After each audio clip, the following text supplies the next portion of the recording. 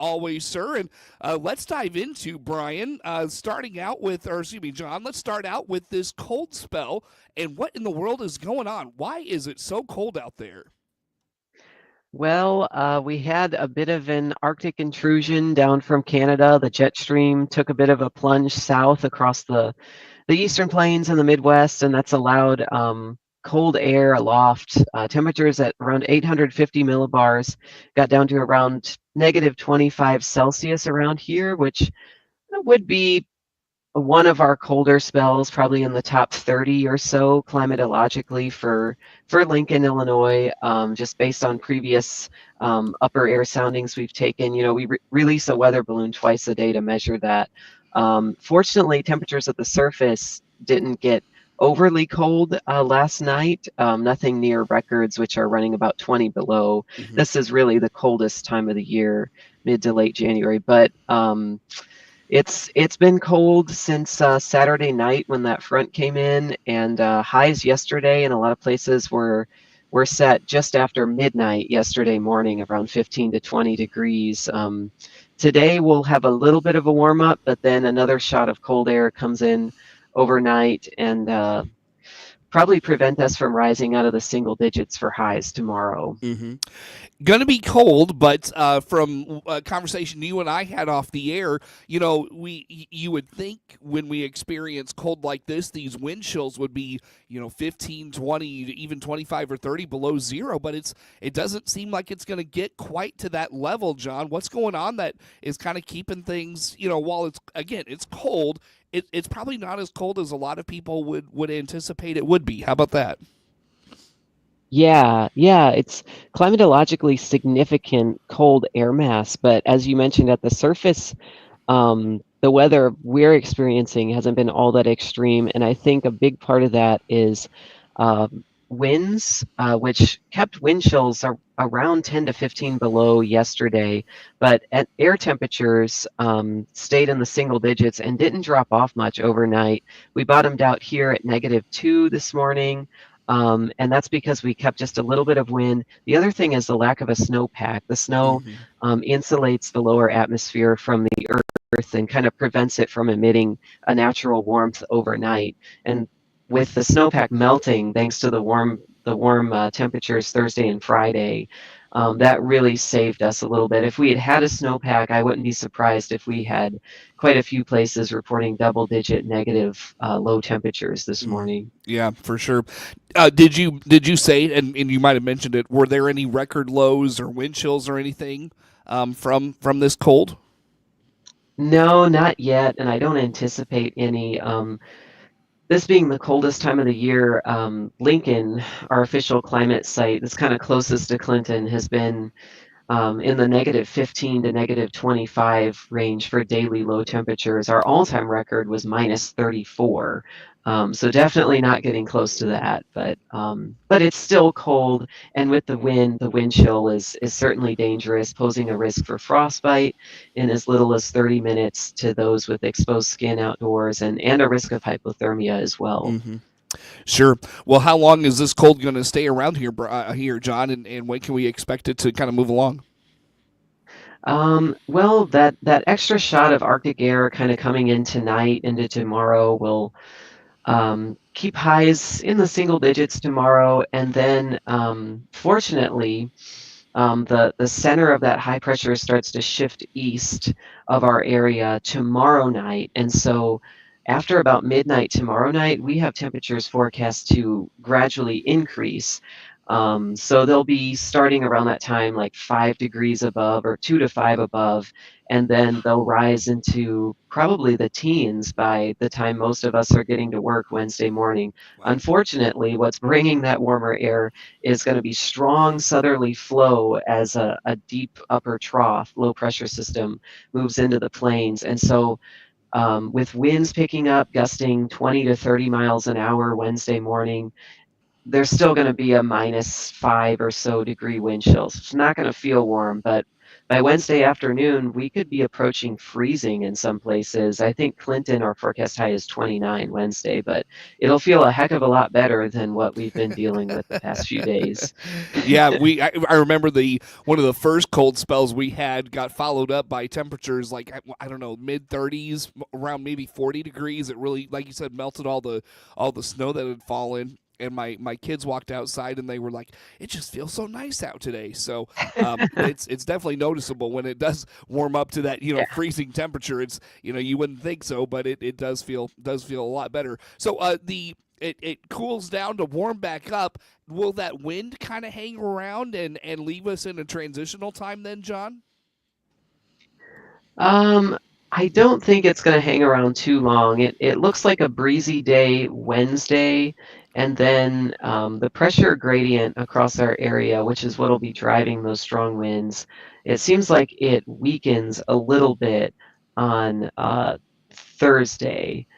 So I don't think we'll have a ton of wind Wednesday night into Thursday.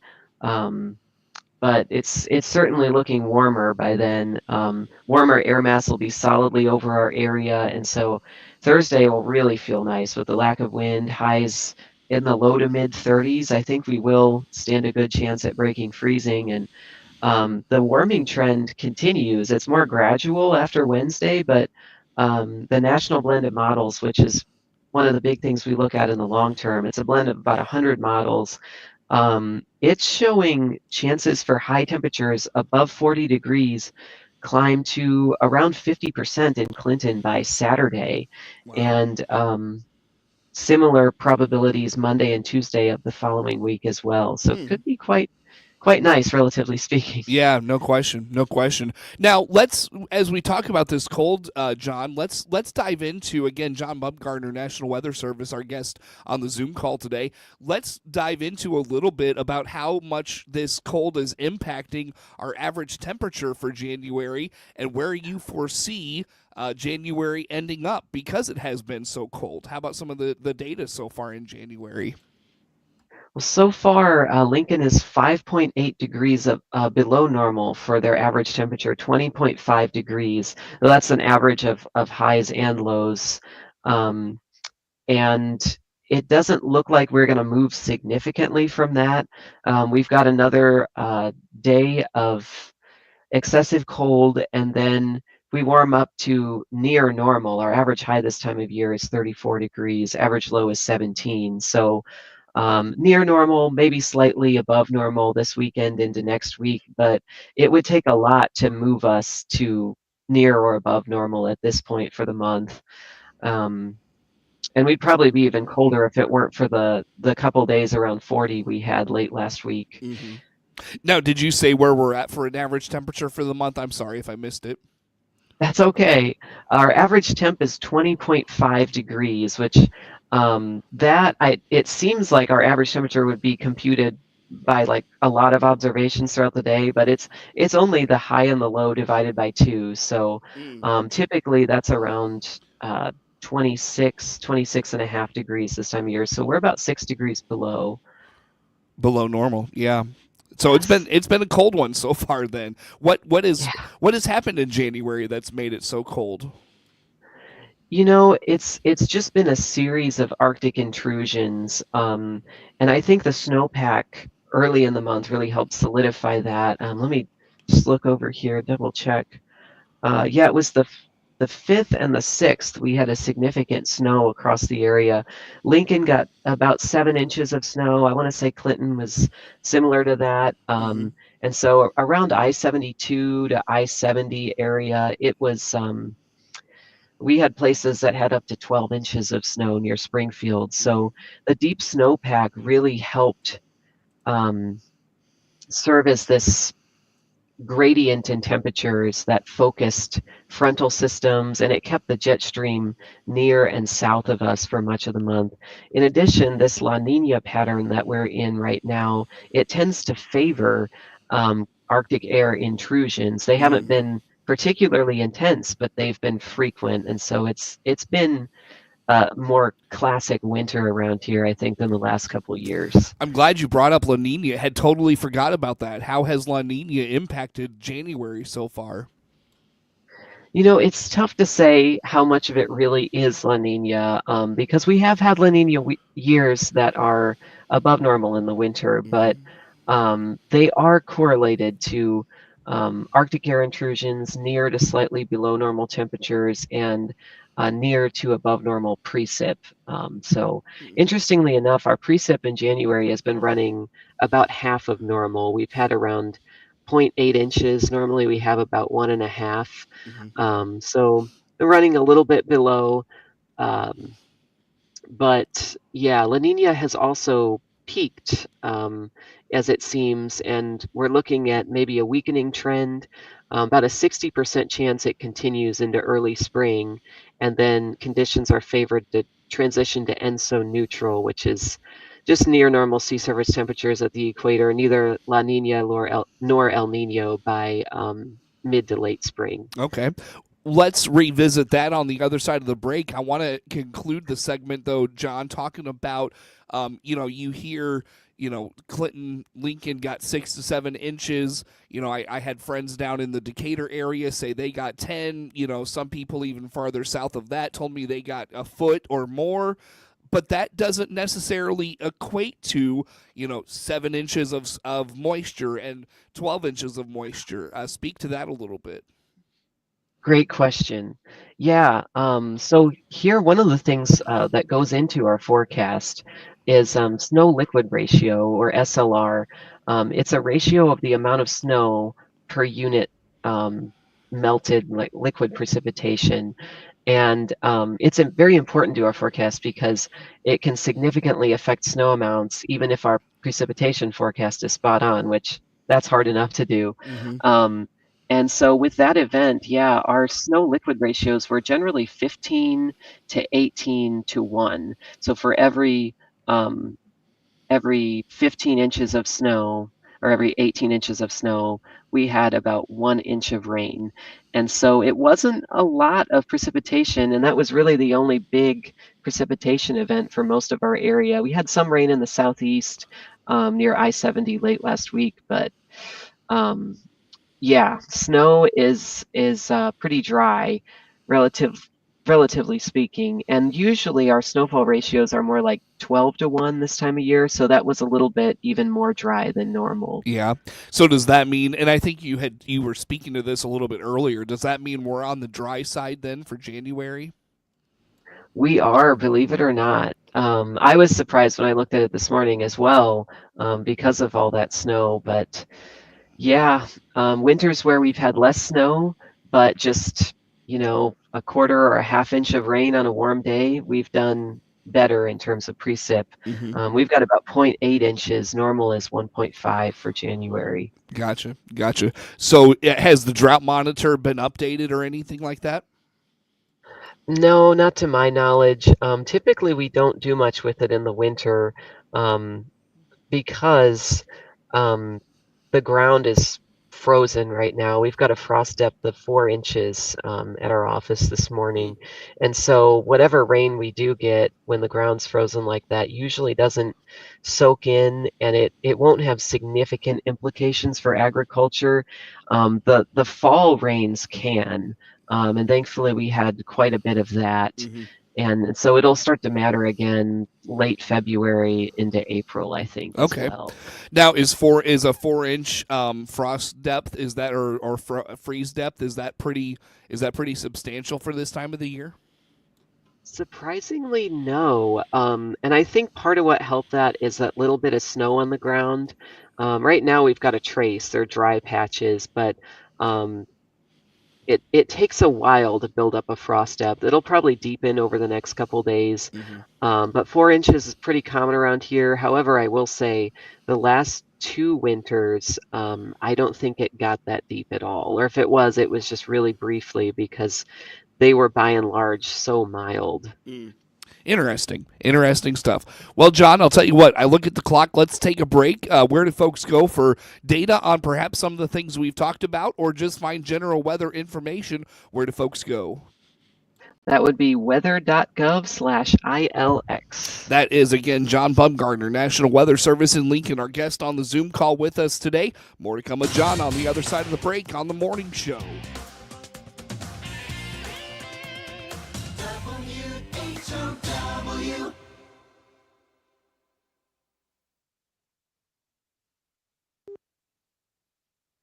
Let's check the markets now on the RFD Radio Network. I'm Jim Taylor. No trading on this Monday, federal holiday, the Martin Luther King Jr. Day observance. Corn, beans, and wheat finishing Friday higher.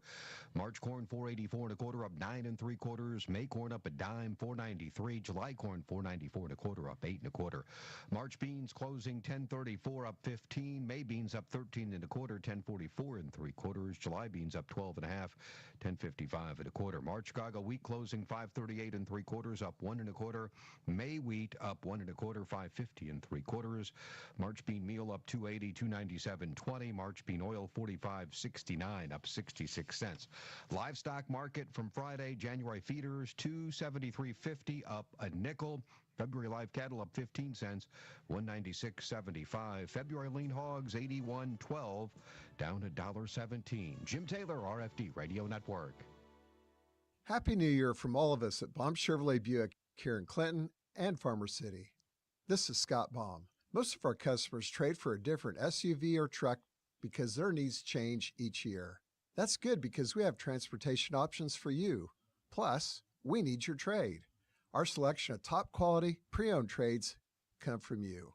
Come see our ever-changing new Chevrolet and Buick inventory today. BaumChevyBuick.com. Right from the start. Are you wanting to learn more about your health and wellness options in Central Illinois? Visit stealthwellness.com or click on my banner ad at DeWittDailyNews.com. Let me, Dr. Bill Byers, show you some simple, under-the-radar ways to improve and take control of your health. Netflix buffering, YouTube spinning, devices not connecting, Zoom calls dropping. It's frustrating. Let's end your frustration by signing up for fiber internet in Clinton. Click the Connexus icon at DeWittDailyNews.com. Your friend in Central Illinois, WHOW.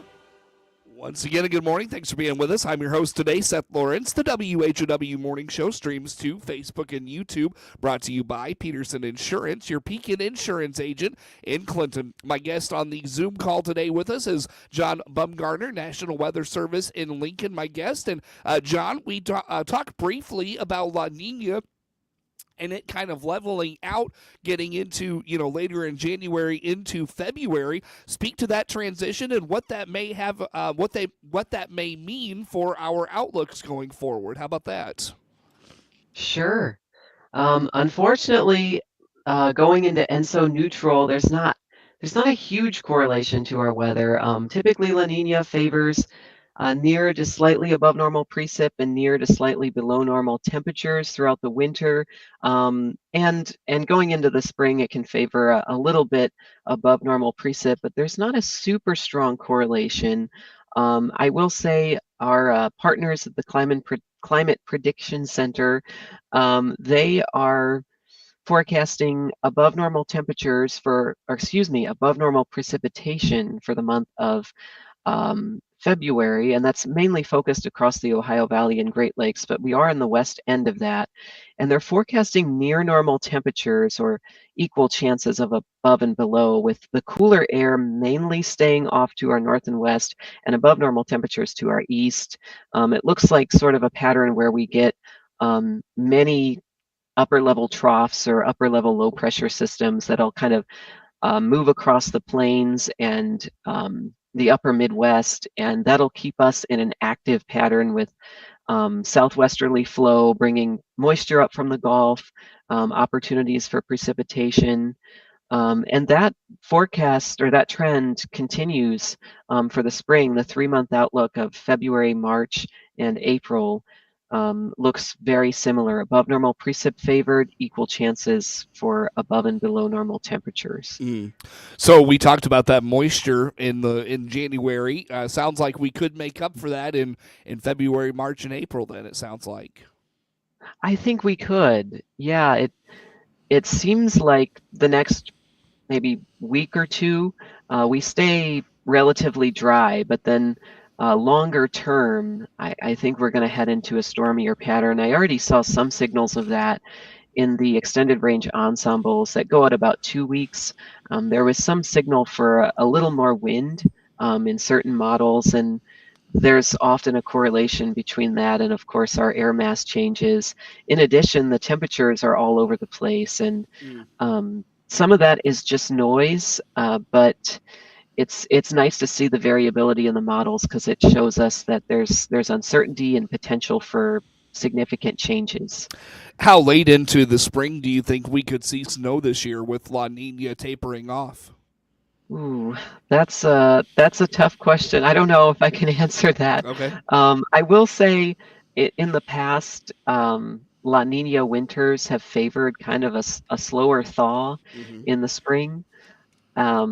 However, this is a weak La Nina. It's barely classified as one, and so it's tough to say whether it's strong enough to have a significant correlation. But I would caution people to get too excited about spring on the first 60-degree day in February, if we have one. I think we will. Very good. Well, and like I told you off air, John, kind of looking forward to hopefully a mild spring with that outdoor spring sports season coming up. But in the meantime, just remind us, where do we start February temperature wise? Where do we end it? And then the same thing for March and April. How about those things? Okay. So February, at the beginning of the month, our average high is 36. Average low is around 18 or 19, and by the end of the month, it's 45. So February is a bit of a transition month. You kind of begin the transition the second half, and then March is even more dramatic. We warm up 13 degrees from our average high of 45 at the beginning of the month to 58 at the end, and then April, very similar, go from something like 58 to 72 or 73. So those transition months, you can get a little bit of everything. That's when we start dealing with severe weather chances. We get a lot of wind. April is our windiest month, followed by March and May. And sharp temperature changes. Have a warm day, thunderstorms, and then a dusting of snow the next morning. Yep, sure. Well, John, always appreciate your time, my friend. I got to let you go. John Bumgardner, National Weather Service in Lincoln, our guest. Network News on the way. WHOW.